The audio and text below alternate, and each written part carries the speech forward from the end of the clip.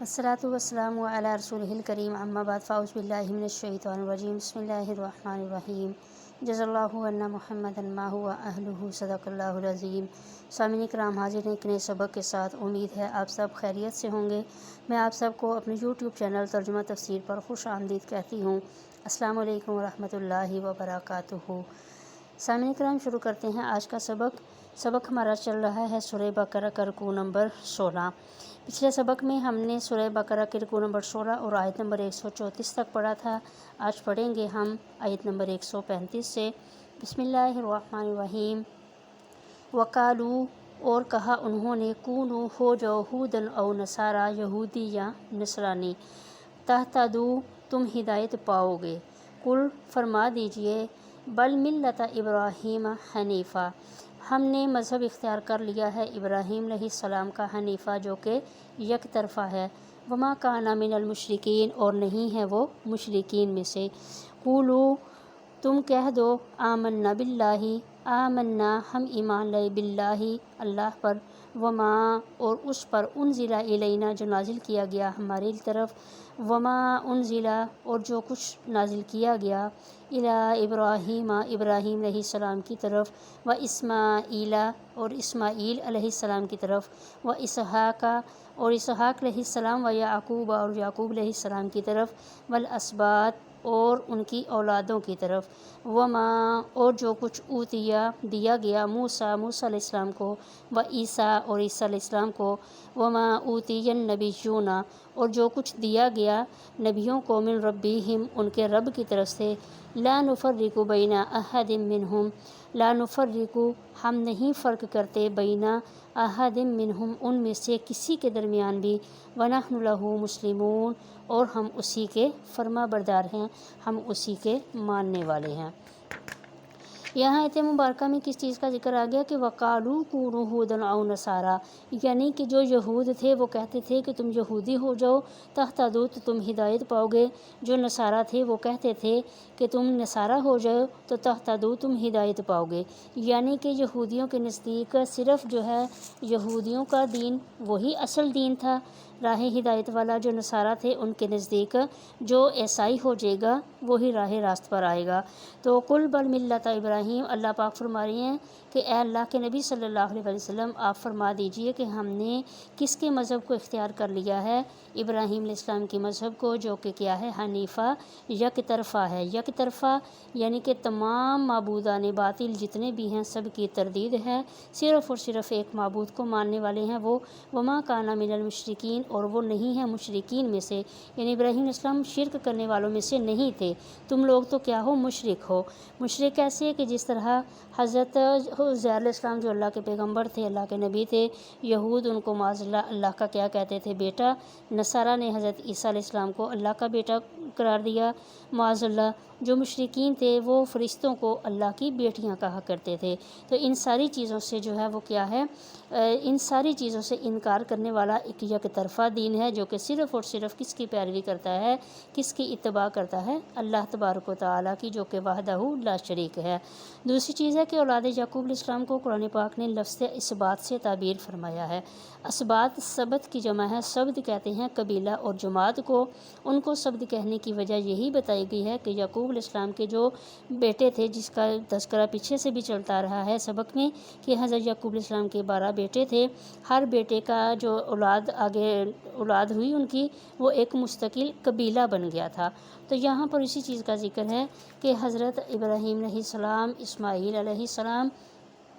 حضرت یعقوب علیہ السلام ان کی اولاد، یعنی کہ ایک چیز کا اقرار آ گیا ہے اس چیز کا کہ ہم نے جو کچھ بھی ہماری طرف اللہ کی طرف سے نازل ہوا ہے، جو کچھ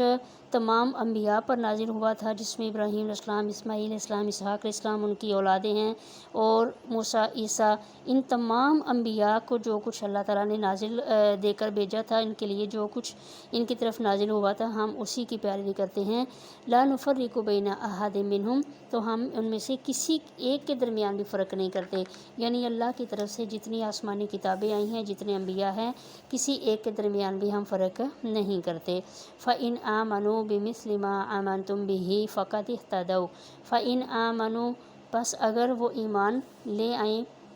بمثل اس طرح یا اس کے مثل ما آمنتم بھی جس طرح کہ تم ایمان لائے فقد اہتدوا پس تحقیق انہوں نے ہدایت پائی وَإِن تَوَلَّوْا اور اگر وہ پھر جائیں فَإِنَّمَا بے شک ہم فی شقاق بے شک وہ ضد پہ ہیں فَسَيَكْفِيكَهُمُ اللَّهُ پس عنقریب آپ کے لیے اللہ کافی ہوگا وَهُوَ السَّمِيعُ الْعَلِيمُ اور وہ سننے والا جاننے والا ہے فَإِنْ آمَنُوا بِمِثْلِ مَا آمَنْتُمْ بِهِ سورہ بقرہ کے شروع میں بھی اسی چیز کا ذکر تھا کہ اور یہاں پر بھی جو ہے وہ اسی چیز کا ذکر آ گیا کہ جو مشرکین میں سے بعض نے فرشتوں کے وجود کا ہی انکار کر دیا، بعض لوگ جو تھے وہ ان کو کیا کرتے تھے اللہ کی بیٹیاں بنا دیا، دونوں کی تردید بِمِثْلِ مَا آمَنْتُ بِهِ سے ہو گئی۔ یہود و نصارہ کے بعض گروہوں نے اپنے پیغمبروں کی مخالفت اور نافرمانی کی یہاں تک کہ بعض کو قتل ہی کر دیا، بعض گروہوں نے ان کی عزت و عظمت کو اتنا بڑھایا کہ انہیں خدا یا خدا کا بیٹا ہی بنا دیا۔ تو یہ دونوں قسم کی افراط و تفریح ضلالت و گمراہی قرار دی گئی ہے۔ شریعت اسلامی نبی علیہ السلام کی عظمت و محبت ہی فرض ہے۔ اسی چیز کا ذکر آ گیا ہے کہ وہ لوگ تو آپ کو پچھلی آیت میں آیا کہ وہ لوگ کیا کہتے تھے کہ تم یہود یا نصارہ ہو جاؤ تو تم ہدایت پاؤ گے، تو یہاں ذکر آ گیا کہ اگر وہ جس طرح کے آپ یعنی کہ آپ صلی اللہ علیہ وسلم اور آپ کے صحابہ ایمان لائے ہیں، اگر اسی طرح وہ لوگ بھی ایمان لے آئیں تو وہ حقیقتاً ہدایت میں ہوں گے، اس وقت وہ کیا ہوں گے ہدایت والے ہوں گے۔ اور آپ ان لوگوں کی باتوں کی وجہ سے پریشان نہ ہوں، ان ساری چیزوں کے باوجود وہ لوگ کیا کرتے ہیں اعراض کرتے ہیں اس دین ابراہیمی سے، اصل جو دین ہے اس سے کیا کر رہے ہیں تولو، وہ منہ موڑ رہے ہیں، منہ پھیر رہے ہیں، تو وہ صرف اور صرف کس کی وجہ سے کر رہے ہیں، صرف ضد کی وجہ سے۔ فَسَيَكْفِيكَهُمُ اللَّهُ یعنی آپ ان کی باتوں سے پریشان نہ ہوں، ہم کیا کر دیں گے، یعنی کہ اللہ تعالیٰ آپ نے نبی صلی اللہ علیہ وسلم کو تسلی دے رہے ہیں کہ آپ مخالفین کی مخالفت سے فکر مند نہ ہوں، ہم خود ان سے نمٹ لیں گے، بے شک ہم آپ کے لیے کافی ہیں۔ اللہ پاک فرما رہے ہیں اللہ کے نبی صلی اللہ علیہ وسلم کو کہ آپ پریشان نہ ہوں، بے شک ان کی طرف سے ہر طرف سے اللہ تعالیٰ ہی آپ کے لیے کافی ہیں، وہ سننے والا ہے، وہ جاننے والا ہے، یعنی وہ سب کچھ سن رہا ہے، جو کچھ ہو رہا ہے سب کچھ وہ جاننے والا ہے۔ صبغۃ اللہ اللہ کا رنگ، ومن احسن من اللہ صبغۃ اور کس قدر بہتر ہے، کس قدر احسن ہے اللہ کا رنگ، ونحن لہ عابدون اور ہم اسی کی بندگی کرتے ہیں، ہم اسی کی پیروی کرتے ہیں۔ یہاں پہ ملت ابراہیم حنیفہ جو پیچھے آیا تھا، تو صبغۃ اللہ اس سے پہلے جو ذکر آ گیا ابراہیم علیہ السلام کی طرف منسوب کیا گیا تھا ملت ابراہیم حنیفہ، کہ ہم نے دین ابراہیم کی پیروی کی ہے جو کہ کیا ہے دین حنیف ہے، تو اس جگہ براہ راست اللہ تعالیٰ کی طرف منسوب کر کے بتلا دیا گیا کہ در حقیقت دین اللہ کا ہی دین ہے، کسی پیغمبر کی طرف اس کی نسبت مجازن کر دی جاتی ہے۔ تو اس جگہ پر لفظ ملت کو جو اس جگہ پر ذکر آیا ہے ملت، اس کو صبغت کے لفظ سے تعبیر کر کے بات کی طرف اشارہ کر دیا گیا ہے، دو باتوں کی طرف۔ ایک تو یہ تھی کہ نصارہ کی ایک رسم ہے کہ جس کی تردید ہو گئی ہے، ان کی کیا ایک رسم تھی کہ وہ جب بھی کوئی بچہ پیدا ہوتا تو وہ 7ویں روز ایک رنگین پانی میں اس کو نہلاتے تھے، اور ختنہ کرنے کی بجائے اسے نہلانے کو پاک اور طہارت کا ہی جو ہے وہ رنگ سمجھ لیتے تھے، یہ سمجھتے تھے کہ وہ نہلانے سے رنگین پانی سے نہلانے کی وجہ سے بچہ کیا ہو گیا پاک ہو گیا ہے، دین نصرانیت کا پختہ رنگ اس پر چڑھ گیا ہے۔ تو اس آیت مبارکہ میں بتلا دیا گیا کہ یہ پانی کا رنگ تو دھل کر ختم ہو جائے گا، اس کے بعد کوئی اثر نہیں رہے گا، لیکن اصل جو رنگ، اصل جو دین ہے وہ ایمان کا رنگ ہے، جو ظاہری اور باطنی پاکی کی ضمانت بھی دیتا ہے، باقی رہنے والا بھی ہے۔ دوسری چیز جس کا ذکر آ گیا کہ دین و ایمان کو رنگ فرما کر اس کی طرف بھی اشارہ ہو گیا کہ جس طرح رنگ آنکھوں سے محسوس ہوتا ہے، مومن کے ایمان کی علامات اس کے چہرہ اور اس کی تمام حرکات و سکنات، معاملات، عادات میں ظاہر ہوتی ہیں۔ قل فرما دیجئے اتحاجوننا فی اللہ کیا تم جھگڑا کرتے ہو اللہ کے بارے میں، وہو ربنا اتحاجوننا کیا تم جھگڑا کرتے ہو ہم سے، فی اللہ اللہ کے بارے میں، وہو ربنا وربکم اور وہی ہمارا رب ہے اور تمہارا رب ہے، ولنا اعمالنا اور ہمارے لیے ہمارے اعمال، ولکم اعمالکم اور تمہارے لیے تمہارے اعمال، ونحن لہ مخلصون اور ہم اسی کے مخلص ہیں، ہم خالص اسی کے لیے ہیں۔ آپ صلی اللہ علیہ وسلم ان یہود اور نصارہ سے فرما دیجئے کہ کیا تم لوگ ابھی بھی ہم سے حجت کر رہے ہو، یعنی ابھی بھی اس کے باوجود، اتنی ساری چیزیں ظاہر ہونے کے باوجود بھی اللہ کے بارے میں ہم سے جھگڑا کر رہے ہو، حالانکہ حقیقت میں وہی معبود حقیقی ہے، وہی ہے جو ہمارا بھی رب ہے اور تمہارا رب ہے، اور تم بات نہیں مان رہے، جو دین ہے اس کو قبول نہیں کر رہے، تو ٹھیک ہے، وَلَنَا أَعْمَالُنَا، ہمارے ساتھ ہمارے اعمال، یعنی کہ جو ہم کر رہے ہیں اس کا بدلہ ہم پائیں گے، وَلَكُمْ أَعْمَالُكُمْ، تمہارے اعمال تمہارے ساتھ، جو کچھ تم کر رہے ہو اس کا بدلہ تم پاؤ گے، ہم تو اپنے اللہ کے ساتھ، اپنے اللہ کے لیے ہی مخلص ہیں۔ ام تقولون انا ابراہیم،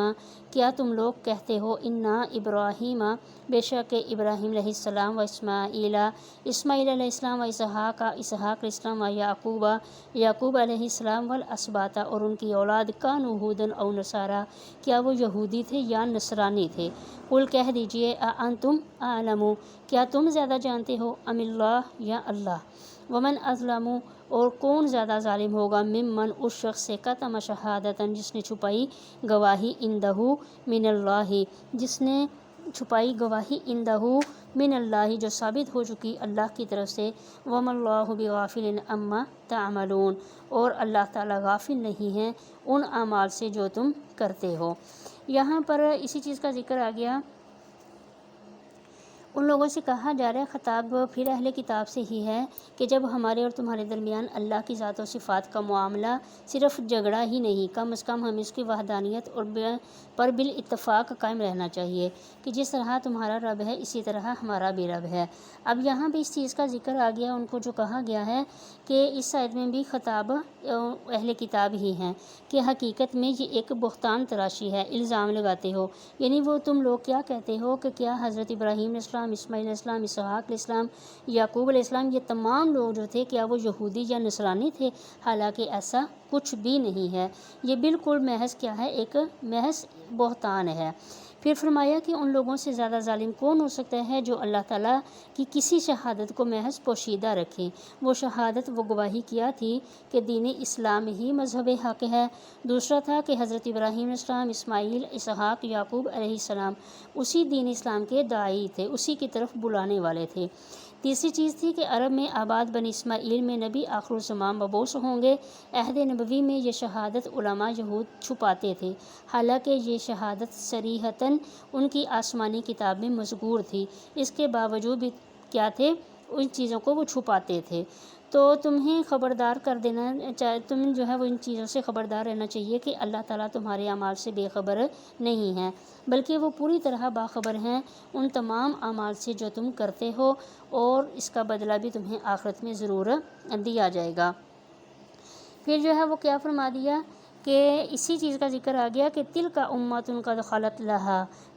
تلک امۃ، وہ ایک امت تھی، قد خلت، جو گزر چکی، لہا، ما کا سبت، ان کے لیے وہی جو انہوں نے کمایا، ولاکم، ما کا سب، تم، اور تمہارے لیے جو تم نے کمایا، ولا تسألون عما كانوا يعملون، اور تم سے نہیں پوچھا جائے گا ان کے کاموں کے بارے میں یا وہ جو کرتے تھے اس کے بارے میں۔ یہاں آیت کو جو ہے وہ آخر میں دوبارہ آیت کو ہی دہرایا گیا، آیت نمبر 34 جو پیچھے گزری چکی ہے اسی کو یہاں پر تاکید کے ساتھ لایا کہ نجات کا دار و مدار اپنے ذاتی اعمال پر ہے، نہ کہ آباء و اجداد کے نیکیوں پر۔ بعض کی رائے ہے کہ آیت میں خطاب اہل کتاب کے لیے ہے، اور آیت نمبر 141 میں خطاب اہل اسلام سے ہے، کہ اس سلسلے میں اہل کتاب کی اتباع نہ کریں، اپنے اکابر پر بھروسہ کر کے عمل صالح کا دامن ہاتھ سے نہ چھوڑیں، یعنی کہ کسی کو یہ نہیں سوچنا چاہیے کہ ہمارے جو بڑے ہیں وہ کیا کر گئے اعمال تو وہ ہمیں بھی بخشوا دیں گے، ایسا ہرگز نہیں ہے، ہر انسان کو اپنے اعمال کا بدلہ خود پانا ہے، اسی چیز کی تفصیل پیچھے بھی گزر چکی ہے۔ صدق اللہ العظیم۔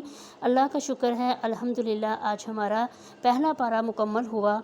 اللہ تبارک و تعالی ہمارے لیے آسانیاں فرمائے۔ اس قرآن میں اگر پڑھنے میں کوئی کمی کوتاہی غلطی ہوئی ہے، اللہ پاک اس کو معاف فرما کر اور ہمیں اس پہ عمل کی توفیق عطا فرمائے، اس قرآن کو ہمارے لیے توشہ آخرت بنائے، اور مزید ہمیں اس قرآن کو سمجھنے کی ہمیں توفیق عطا فرمائے